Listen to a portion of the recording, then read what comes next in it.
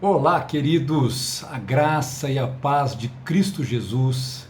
Sejam bem-vindos à nossa classe de discípulos. E esta classe aqui nós vamos estudar o livro de Josué. Eu não sei se você já conhece alguma história, um pouco do livro de Josué, mas ele fala sobre a conquista da terra prometida. Antes da gente começar aqui o estudo, que você é muito bem-vindo, eu quero que a gente possa orar, ter esse tempo de preparar o nosso coração, porque nós não vamos estudar um assunto qualquer, nós não vamos estudar um livro de história, nós não vamos estudar alguma coisa interessante, nós vamos estar estudando, meditando na palavra de Deus. Então eu quero convidar você a fechar seus olhos e brevemente fale com o Senhor e peça ao Senhor que através do seu Espírito te conceda sabedoria, discernimento. Amém? Pai, muito obrigado. Começamos uma nova classe, começamos um novo ciclo de estudo e de aprendizado, Senhor. E todos os que estão se dispondo a isso, Senhor, separando este tempo para estudar, a minha oração é que o Senhor capacite o entendimento desses irmãos, dessas irmãs, de cada um, Senhor, seja da família Flamboyant, ou aquele que está vindo conhecer um pouco do estudo, que ele possa ser abençoado por esse estudo, que ele possa ouvir da parte do Senhor, e isso acrescente para a sua vida, isso acrescente para a sua fé e para a sua caminhada. Então nos ajude, Senhor, me ajude para que eu possa ser um instrumento através deste livro tão interessante, para que vidas sejam abençoadas e nós possamos conhecer e entender mais da Tua Palavra e daquilo que o Senhor fez lá atrás, e também aquilo que podemos aprender e trazer para a nossa vida hoje. Graças te damos por essa classe e oramos, Senhor, no nome de Jesus. Amém e amém. Glória a Deus. Como eu falei agora na oração, esse é o nosso propósito, né? Conhecer um pouco mais desse livro, estudar, entender, né, o que o livro de Josué não apenas conta do que aconteceu e como aconteceu, mas também revela da parte de Deus, revela na história do povo e revela aquilo que ainda hoje, né, tem a ver comigo e com você, coisas que nós podemos aprender e coisas que nós podemos aplicar para a nossa vida e sermos verdadeiramente abençoados. Então eu quero que você se prepare para isso. Se você puder, em cada uma das nossas classes, você puder ter sempre com você ou um caderno ou uma folha de papel, para que você possa anotar algumas coisas que você tenha, que Deus tenha falado no teu coração, que você tenha entendido ou que você tenha dúvida, para que nós possamos trabalhar essas questões, porque o interessante é que você possa não ter dúvida nenhuma, mas ter um conhecimento pleno e bem abençoado. Então nós vamos falar do livro de Josué e não apenas falar do livro ou contar ou explicar o que aconteceu. Eu acho que acima de tudo, o que é bacana nas Escrituras é que o Espírito de Deus ele renova a letra, ele traz aquilo que nós precisamos compreender ainda nos dias de hoje. Então eu creio que aquilo que aconteceu com aqueles homens e mulheres, né? O retrato da caminhada, da jornada, muitas vezes tem uma aplicação muito profunda para a nossa jornada, para a nossa caminhada. Muitas vezes os acertos que estes homens tiveram no seu tempo são acertos que podem nos inspirar a acertarmos também. E os erros que esses homens cometeram servem de alerta, para que nós não venhamos cometer os mesmos erros, tomar as mesmas decisões, fazer as mesmas escolhas. Então desafio você não apenas a abrir a Bíblia, mas abrir o seu coração para este estudo que eu tenho certeza que vai fazer muita diferença para a sua vida espiritual. Amém? Bom, vamos lá, o livro de Josué, o que ele diretamente trata? Eu já falei aqui logo na introdução, ele fala sobre a conquista, né, da terra de Canaã. A terra de Canaã ela foi prometida, tá? Ali pelo Senhor, quando o Senhor fala ali, primeiramente através de Abraão, quando ele faz a promessa para Abraão. A partir dali o Senhor vai discorrendo vai refinando exatamente esta ideia de um povo que seria gerado, de um povo que seria estabelecido e de um lugar aonde esse povo teria como uma herança do Senhor a sua terra, e ali esse povo viveria para a glória de Deus, para ser luz entre as nações. Então, aonde a gente estudou tudo isso? Se você pegar através do livro de Gênesis, Êxodo, Levítico, Números e Deuteronômio, você vai ver toda essa história que vai desde o Éden para chegar até esse momento que está registrado no livro de Josué. Então eu poderia dizer que Josué é a continuação do Pentateuco. Talvez você não saiba, mas o Pentateuco, que significa, né, 5, a ideia é o que? São os 5 primeiros livros da Bíblia, que poderia até dizer melhor, né, são os 5 primeiros livros da Taná. A Taná é o livro sagrado do judaísmo, que para nós faz parte da nossa Bíblia também como um livro sagrado, mas se refere ao Antigo Testamento, né? A Antiga Aliança, e nós temos o Novo Testamento, que é a Nova Aliança, que foi feita pelo sangue de Cristo Jesus, pela obra vicária de Cristo Jesus, confirmado na sua ressurreição. Ok? Dito isso, o que nós vamos ver? A conquista da Terra Prometida, que foi o que Deus prometeu, a terra de Canaã, para este povo, tanto que o Senhor tira este povo lá do Egito. Tá? Nós acompanhamos isso no livro de Êxodo. Ele vai tirar esse povo do Egito e vai ter todo o processo para trazer este povo até esta terra. Só que havia a promessa de Abraão, havia o levantar de Moisés para essa obra, né? Moisés é o instrumento que Deus usa para tirar o povo do Egito. O povo sai ali do Egito e vai em direção à Terra Prometida, mas esse processo ele acaba sendo retardado por 40 anos. E por que isso acontece? Só estou dando um pano de fundo aqui. Esses 40 anos é o que nós chamamos que o povo, aquele povo que saiu do Egito, esse povo ficou 40 anos rodando, andando em círculos no deserto, tá? Foi uma punição do Senhor por causa deste povo ter agido com incredulidade e desobediência.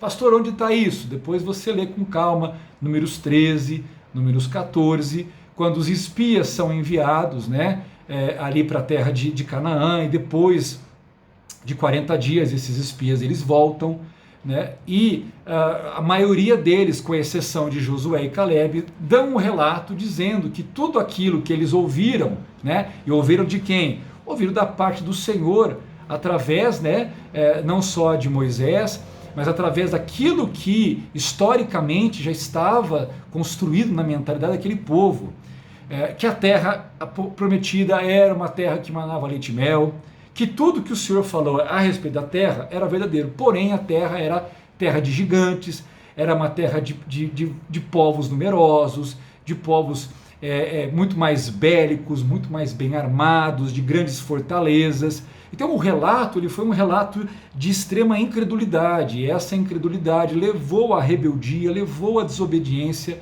e levou o povo a um estado de rebelião, ao ponto do povo querer voltar para o Egito, ao ponto do povo querer linchar Moisés e, no caso, Josué e Caleb, que foram aqueles que, entre os espias, se levantaram para dizer: não, sim, existe isso, tem gigantes, tem inimigos, existem exércitos, mas o Senhor é conosco. O Senhor é conosco, e se Ele prometeu a terra, Ele vai nos dar a vitória. Mas o povo não ouve, o povo se revolta, o povo chora e faz um monte de coisa. Isso desagrada tremendamente o Senhor. E aí o Senhor, como um juízo sobre a nação, o Senhor então vai dizer que todos aqueles de 20 anos para cima, eles, dizendo que o povo ficaria 40 anos no deserto, todos os que tivessem de 20 anos para cima iriam o quê? Morrer no deserto, não entrariam na terra. Então esses 40 anos que eu falei que foi esse projeto de conquistar a terra, ele foi retardado por 40 anos, exatamente isso, é o tempo que essa geração de 20 anos para cima levou para que ela morresse no deserto. Tá? Então depois de 40 anos, você tem um povo novo para esse processo. Você tem aquela geração dos que nasceram no deserto e dos que tinham menos de 20 anos que se levantam agora. Então é esse povo que vai estar juntamente com Josué e Caleb, na entrada da terra prometida. E esse momento que eles estão aqui no texto, tá? E nós já vamos fazer a leitura do texto, do capítulo 1. Eles estão o quê? Eles chegaram ali até o Jordão, mas eles estão de um lado do Jordão. Eles não cruzaram o Jordão para entrar propriamente na terra de Canaã, tá? Eles estão nos arredores ali, prontos para cruzar o Rio Jordão, ok? O que é importante também?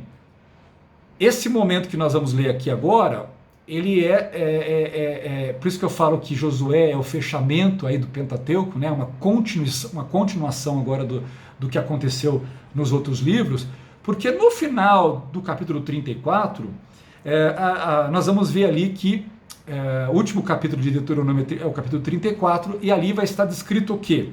Moisés morre, o grande líder, o homem que fez parte de todo esse processo de ir até o Egito, enfrentar Faraó, tirar o povo, né? E durante 40 anos conduzir o povo. Agora este homem, ele morre. E o detalhe é que ele morre com 120 anos. E se você ler ali o capítulo 34, você vai ver que ele não morre porque tem 120 anos. Ele não morre porque ele está velho, idoso, avançado de dias. Na verdade, o texto diz no versículo 7 que ele tinha o mesmo vigor de antes. Então ele não morre por causa disso, ele morre, na verdade, o Senhor o leva, o Senhor o recolhe, tá? Porque o Senhor não permite que ele entre, o Senhor permite que ele olhe para a terra prometida, mas não permite que ele entre. Ele até pede para que ele possa entrar, mas o Senhor fala, não vai entrar. E isso é por quê? Porque o próprio Moisés havia desobedecido o Senhor num episódio, quando eles estão no deserto, um episódio conhecido como Meribá, tá? Que Meribá significa contenda, é quando há uma contenda de rebeldia do povo hebreu ali, e o Senhor fala com Moisés para que ele falasse com a rocha, e a rocha iria então jorrar água. Há um primeiro episódio anteriormente que o Senhor fala para que para que Moisés bata na rocha, ele bate na rocha e sai água. Mas aqui o Senhor fala para que ele fale com a rocha. Só que Moisés, talvez já cansado desses 40 anos, do povo difícil, o povo complicado, com muitas situações que foram correndo, Moisés está o quê? Ele está cansado, ele está irritado com o povo, com a desobediência, com o comportamento.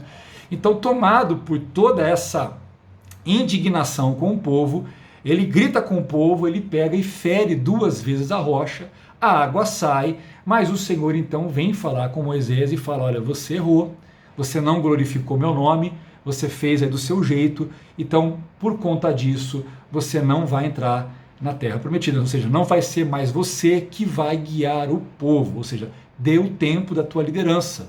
Eu não posso ter agora um líder, né? Assim, eu preciso de um líder que possa dar continuidade. Por quê? Porque entrar na terra prometida significava entrar num novo tempo, ia exigir agora uma nova postura, um novo comportamento. E estava evidente que Moisés já havia tido todo o seu tempo já. Não seria mais a pessoa que teria as condições para que pudesse de fato cumprir esse papel como Deus então desejava. Então, para uma nova fase, né, para conquistar a terra, o Senhor fala que ele não guiaria o povo. Então, capítulo 34 de Deuteronômio, a informação vem que ele morre.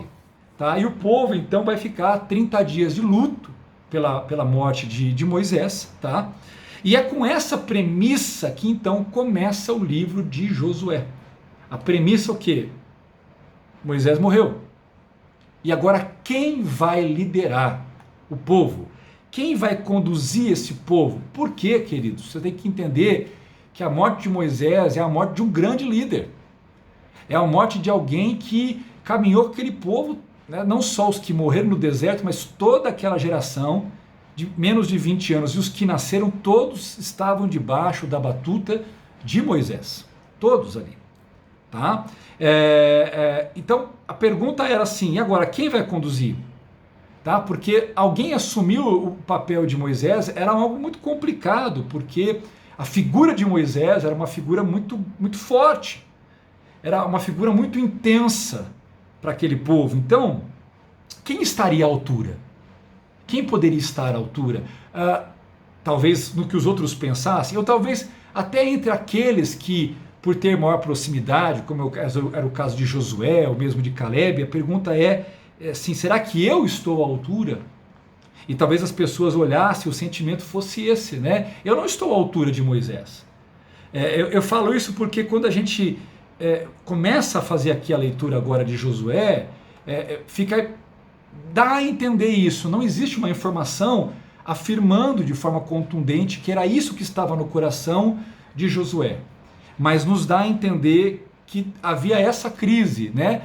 Porque o texto diz assim, olha, depois da morte de Moisés, ou seja, Josué capítulo 1, versículo 1, depois da morte de Moisés, servo do Senhor, disse o Senhor a Josué, filho de Num, servidor de Moisés, Moisés, meu servo, é morto.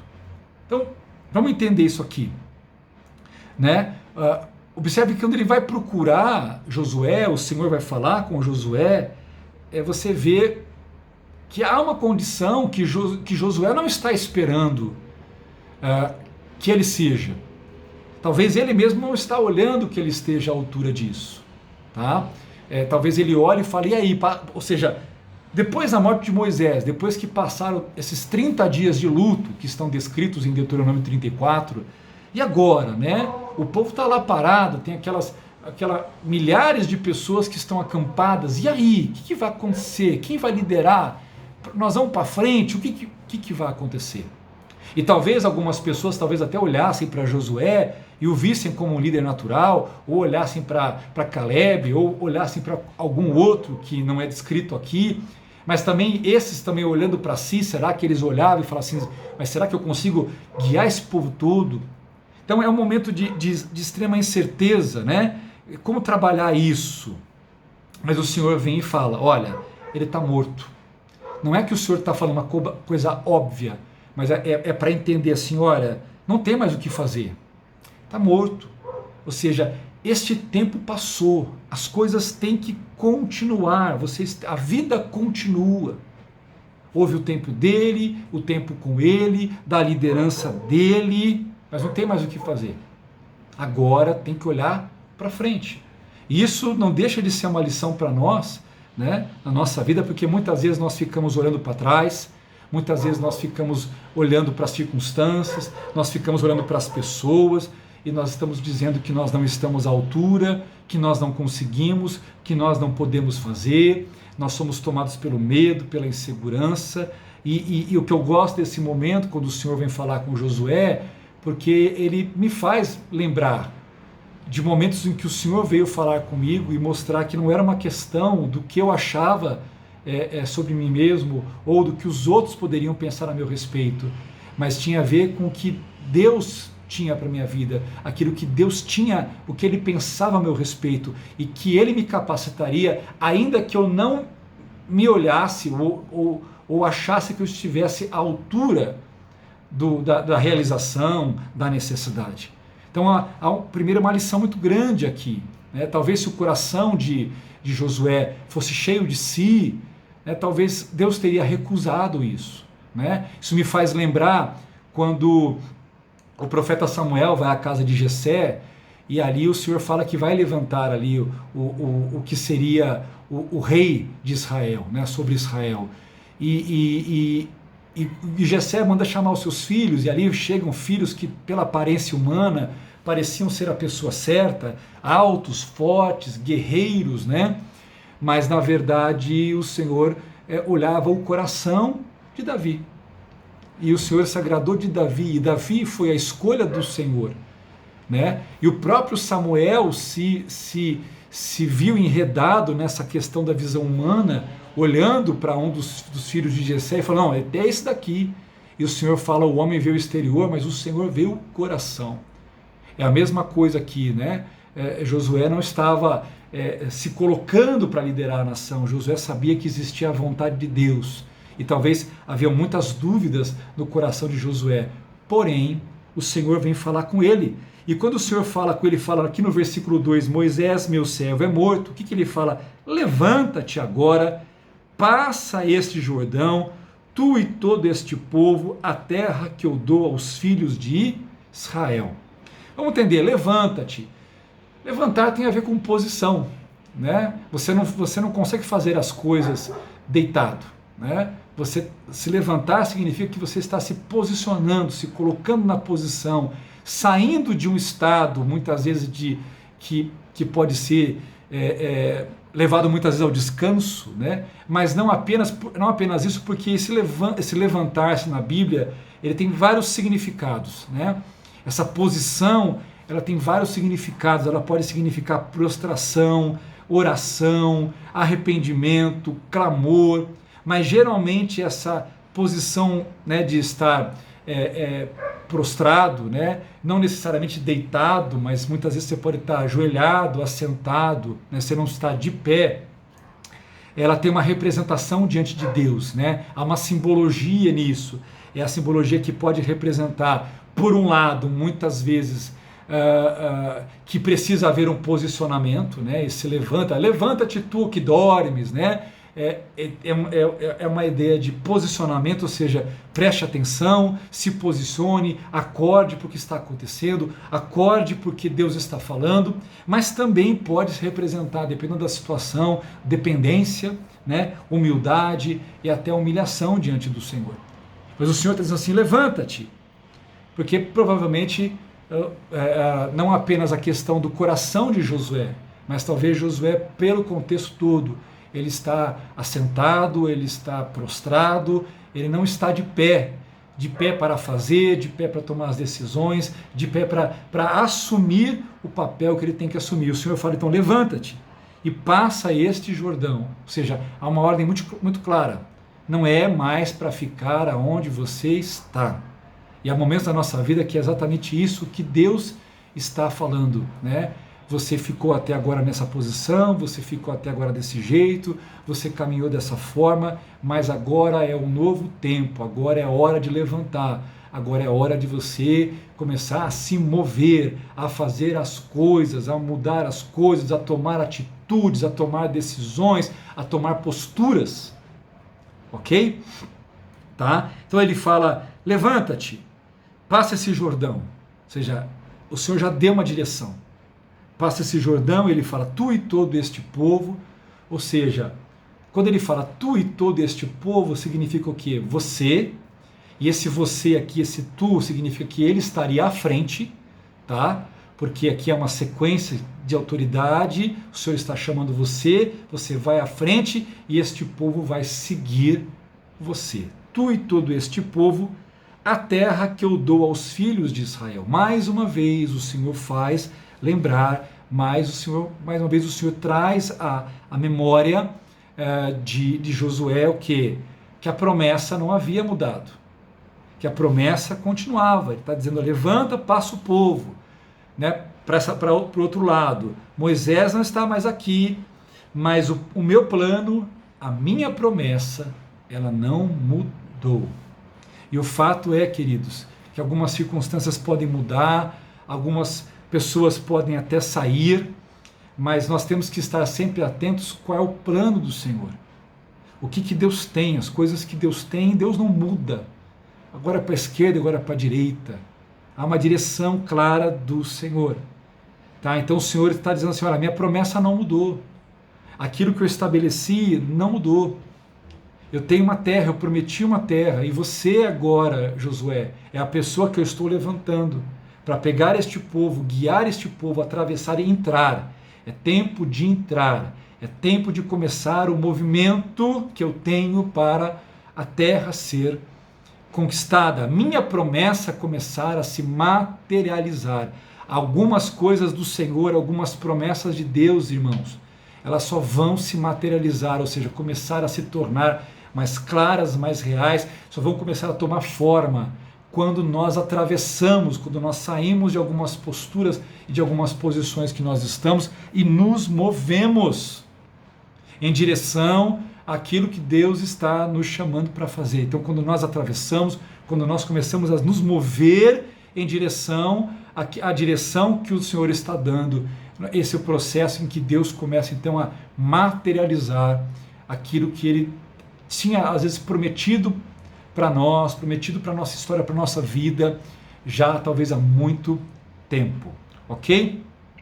E aí ele fala aqui, todo lugar que pisar a planta do vosso pé, vou-lo tenho dado, estou no versículo 3, tá? Como prometi a Moisés. E ele descreve desde o deserto e do Líbano até o grande rio, o rio Eufrates, toda a terra dos heteus até o grande mar para o poente será o vosso termo. Então aqui o Senhor dá uma visão do tamanho, né, da área, do que seria esse lugar. Porque uma coisa, irmãos, é o Senhor falar assim: olha, eu tenho algo, eu tenho uma promessa, eu tenho um plano de salvação, eu tenho algo ali. Uma coisa é você saber que existe algo, outra coisa é quando você começa a ver, né, a dimensão, a grandeza do que Deus está fazendo. Então, o que está acontecendo aqui agora é que uma coisa eles andaram até ali, e até então, talvez na consciência de Josué, ele não sabia dimensionar o tamanho de tudo isso. E agora o Senhor está dizendo, falando: olha, desde o deserto, né, ou seja, desde esse ponto onde vocês vieram, até ali, até lá, até lá, até lá, tudo isso vai ser termo, né? Tudo isso aqui é a área de vocês, ou seja, há bastante lugar, há bastante terra, há bastante espaço para crescer. Eu digo que quando nós estamos na direção do Senhor, na vontade do Senhor, e principalmente quando o nosso interesse são as promessas espirituais do Senhor para a nossa vida, o Senhor vai mostrar como elas são grandes, como os termos das coisas espirituais do Senhor, elas são grandes, né? Por isso que lá no livro de Efésios, Paulo escreve, né, que nós já fomos abençoados com toda a sorte de bênçãos espirituais nas regiões celestes. A ideia é assim: tudo já está pronto, dimensionado. Deus não está tentando fazer as coisas, Ele já fez tudo isso, para que isso possa ser devidamente manifestado no momento certo e na hora certa. Então o Senhor dá uma visão do tamanho do que seria a área que Ele separou para o seu povo. E aí isso envolve uma mudança de mentalidade deles, que também o próprio apóstolo Paulo fala que nós também temos que ter essa mudança de mentalidade, porque antes, queridos, eles eram escravos no Egito, né? E como escravos eles não tinham direito a nada, e agora eles estão experimentando um movimento do Senhor. Deus está mostrando para eles o destino deles, o lugar deles. E é isso que o Senhor faz, o Senhor aponta claramente, o Senhor mostra a nossa identidade, a palavra de Deus já aponta qual é o nosso destino, qual é o nosso lugar, quais são as promessas, o que Deus tem para nós. Então eles eram escravos antes, eles não tinham direito a nada. Eles ficaram 40 anos como viajantes e de peregrinos no deserto, né, sem destino nenhum.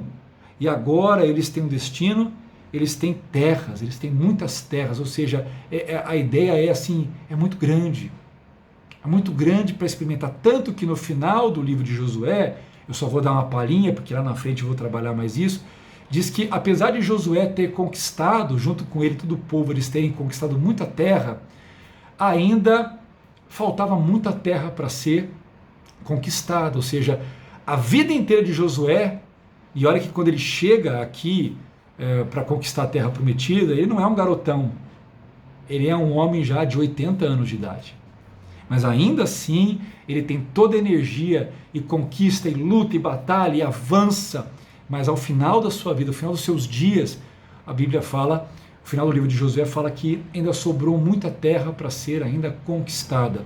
Eu gosto de fazer um paralelo da nossa vida com o Senhor, que por mais que a gente experimente e receba e conheça coisas que Deus tem para nós, né, o tempo de vida, os anos de vida que nós temos nessa terra, por mais que a gente viva, será impossível a gente experimentar, vivenciar tudo aquilo que foi preparado para nós.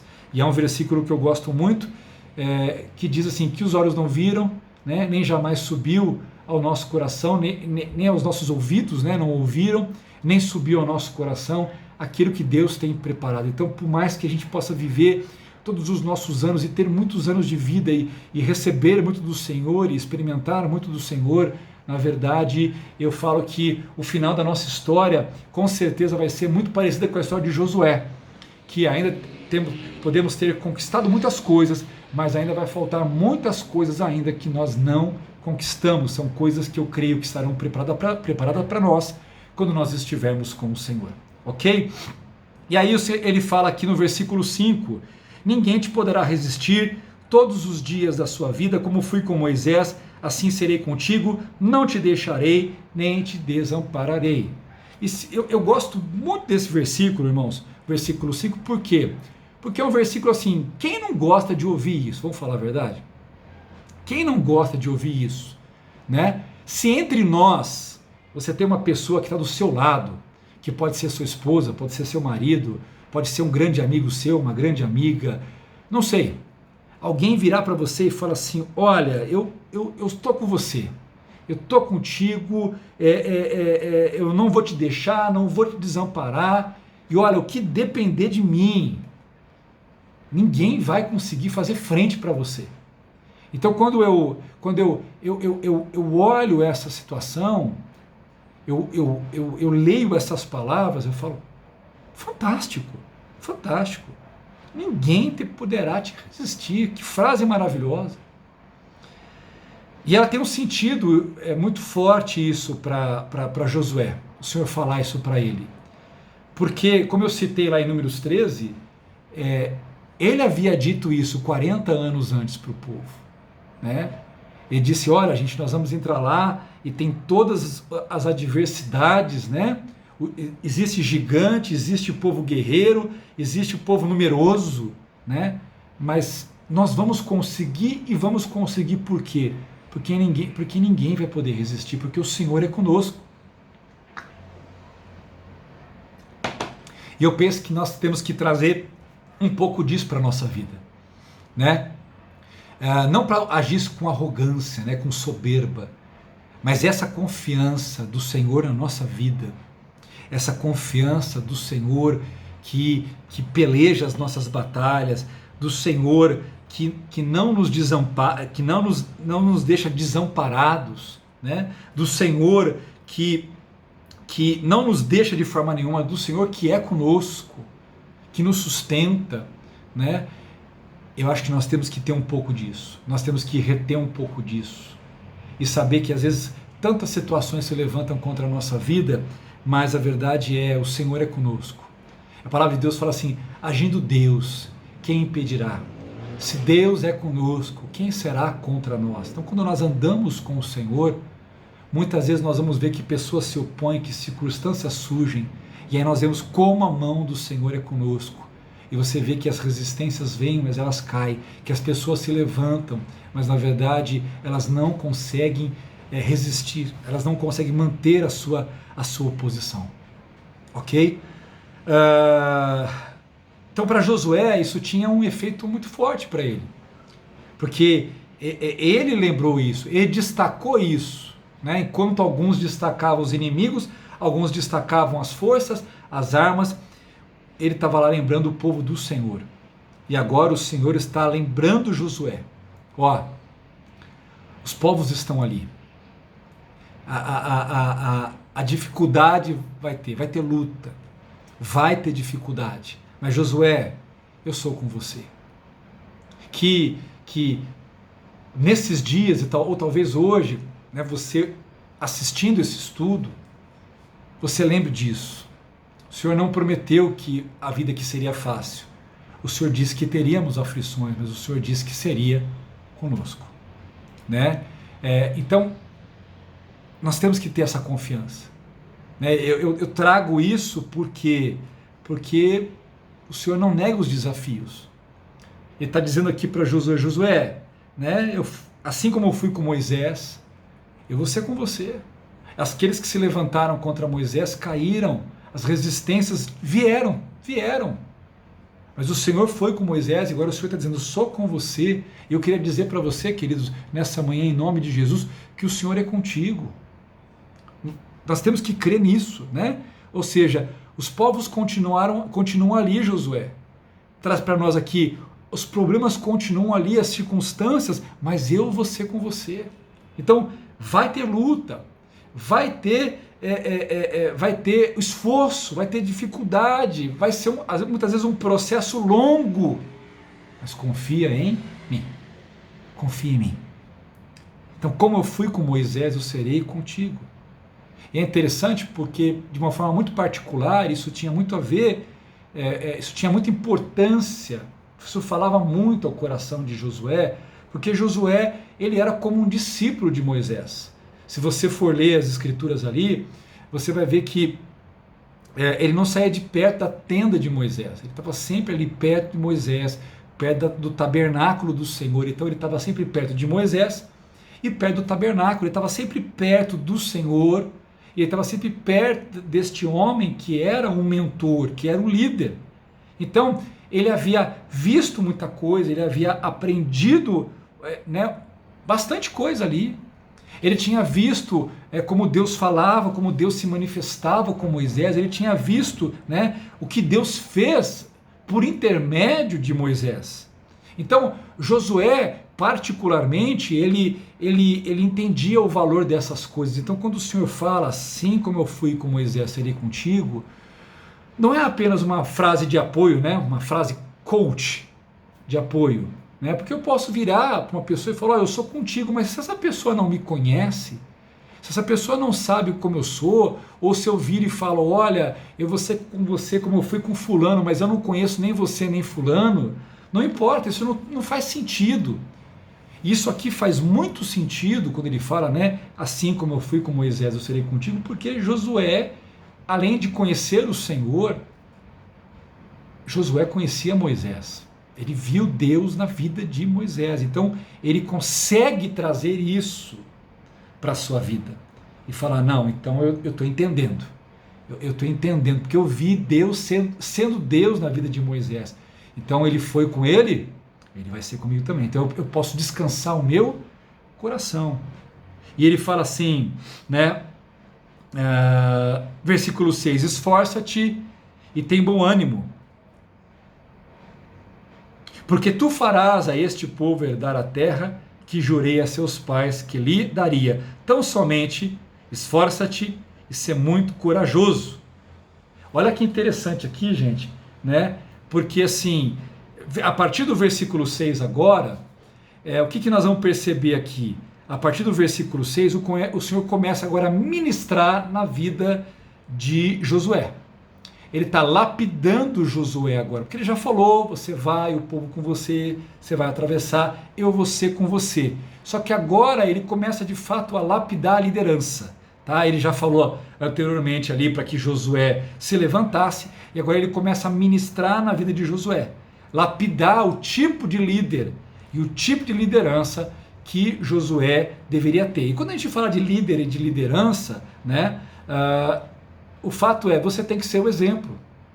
Você tem que ser aquilo que aquilo tem que estar, Além de você ter bons exemplos, boas experiências, E no caso Josué tinha por causa da liderança de Moisés sobre ele, mas o lapidar de Deus também agora através sobre a vida de Josué é para que Josué pudesse ser o tipo de líder e ter o tipo de liderança que agradasse o Senhor. Então ele vai dizer aqui, olha, esforça-te e tem bom ânimo. Então ele já disse no versículo 5 que o Senhor seria com ele. E agora ele está falando, eu sou com você, mas esforça-te. Ou seja, não vai ser fácil. Vai ter um trabalho, vai ter dificuldade, em alguns momentos vai exigir bastante de você. E meu irmão, minha irmã, você que está participando da classe, não é assim na nossa vida, Não é assim. É maravilhoso saber que o Senhor é conosco, mas aqui ele fala, esforça-te, tem bom ânimo, tá? Por quê? Porque há uma lição aqui para nós. A lição é o favor de Deus. O favor de Deus não representa, não significa que as coisas virão de mão beijada. Não significa. Mas é exatamente por isso que nós temos o quê? Que nos esforçar e temos que ter o quê? Bom ânimo. Temos que ter uma boa atitude, temos que sermos perseverantes, sermos esforçados. É interessante porque Jesus, ele vai dizer assim, ele vai falar que o reino de Deus é tomado à força.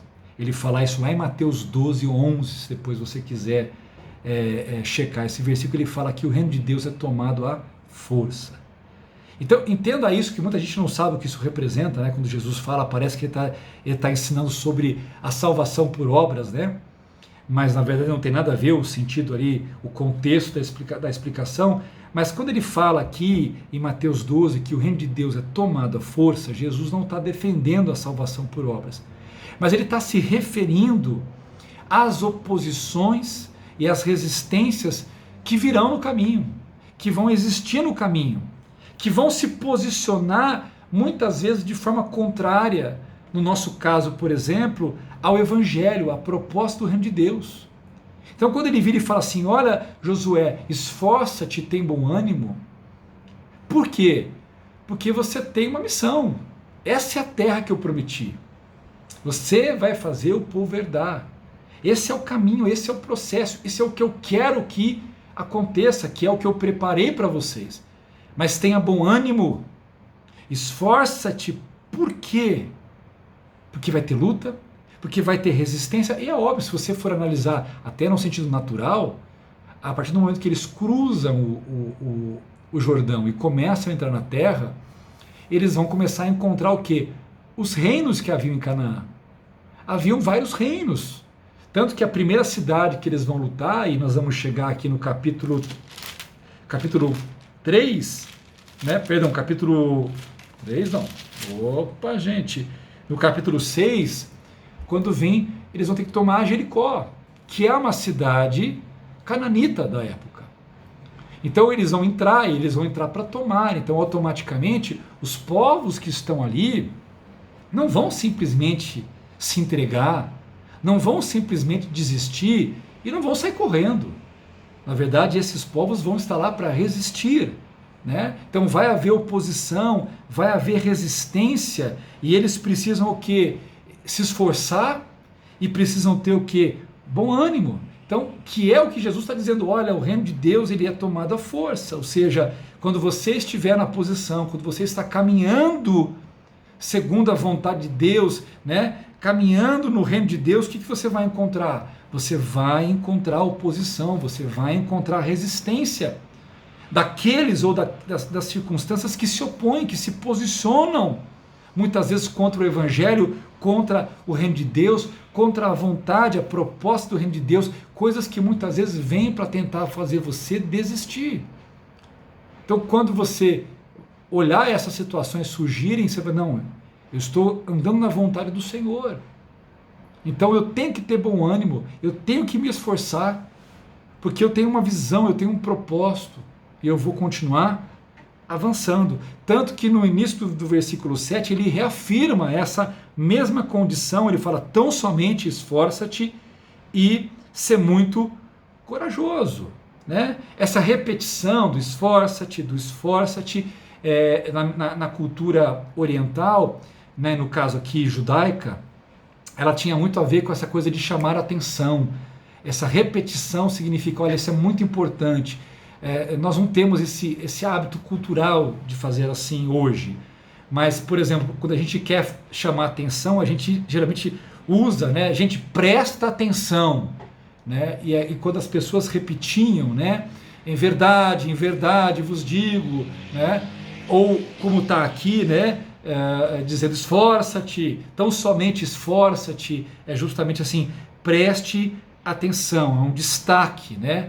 E aí ele vai dizer na sequência aqui, olha, cuidem fazer conforme toda a lei que meu servo Moisés te ordenou, dela não te desvies, nem para a direita, nem para a esquerda, para que sejas bem-sucedido por onde quer que andares. Não se aparte, estou no versículo 8, não se aparte da tua boca o livro desta lei, medita nele dia e noite, para que tenhas cuidado de fazer conforme tudo o que nele está escrito.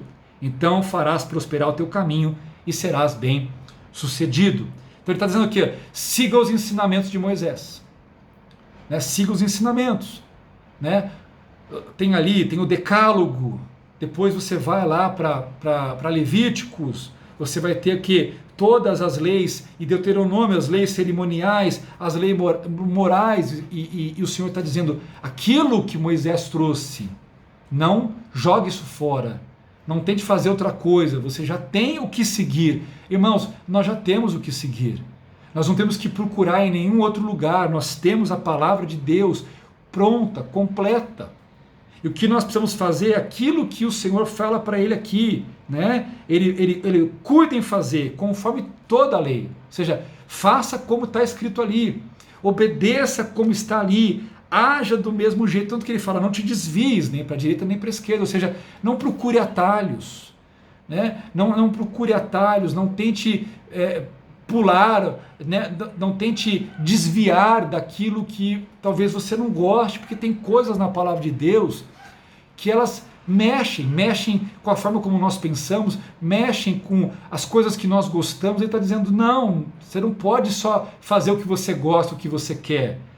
É tudo, abraça como um todo, e aquilo que na tua vida não está conforme a palavra, mude para que passe a estar conforme a palavra. Tá? E ele fala, ele diz assim, para que você seja bem sucedido. O nosso sucesso, irmãos, não é o sucesso material, financeiro. O nosso sucesso é o sucesso espiritual. Quando nós somos bem-sucedidos na verdade do Senhor e em viver a verdade do Senhor na nossa vida, né? Em fazer a vontade de Deus. E ele fala, não se aparte da tua boca o livro, medita nele dia e noite. E amados, nós podemos pegar esse texto aqui e trazer para a nossa vida hoje, fala como nós precisamos meditar na palavra, né, de dia e de noite, precisamos que a palavra esteja aqui na nossa boca e esteja na nossa mente. Quando ele fala, não te aparte da tua boca, medita dia e noite, ou seja, a palavra de Deus, essa cosmovisão do evangelho, ela tem que estar na forma como eu falo, no que eu falo, como eu penso, como eu olho, como eu enxergo, né? Ele fala, olha, e mais uma vez ele fala, tenha cuidado de fazer conforme tudo que está escrito. E aí fica assim, nós temos feito isso? Nós temos andado dessa forma? Porque ele termina aqui dizendo, e eu fecho aqui a nossa aula, e continuamos a partir do versículo 9, na semana que vem, ele fala assim, então farás prosperar o teu caminho e serás bem-sucedido. Todos nós queremos ser bem-sucedidos. E muitas vezes nós estamos procurando ser bem-sucedidos, apenas buscando as armas naturais, as coisas naturais, né? E quando na verdade sermos bem-sucedidos, se somos filhos de Deus, tem a ver com a construção das coisas espirituais na nossa vida. Observe que o Senhor está chamando um homem para liderar um povo. O Senhor está chamando um homem para entrar com o povo numa terra para guerrear. E em momento algum o Senhor estava preocupado em dizer para Josué, Josué, arme o exército. Josué, construa armas. Josué, equipe o exército. Josué, prepare a estratégia assim, estratégia assado. Não.